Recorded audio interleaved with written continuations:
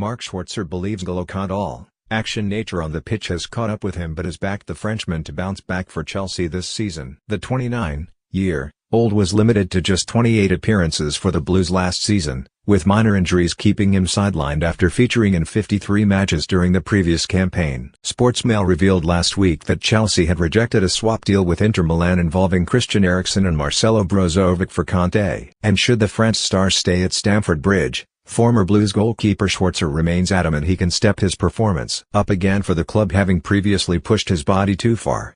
"I'm a massive fan of Kante, I think he's a phenomenal player," Schwarzer, who was the Frenchman's team mate at Leicester, told Goal.com.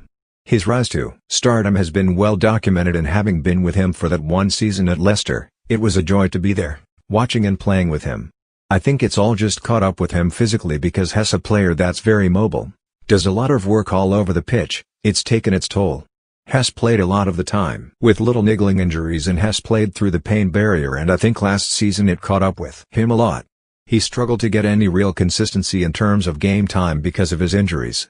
I hope this season after the coronavirus break he has hopefully given his body time to recover and hopefully get things right physically.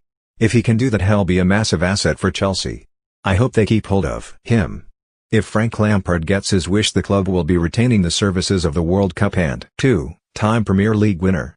The Blues boss has said Kante is fundamental to his plans and that he has no intention of selling him, despite reports the club could cash in on him.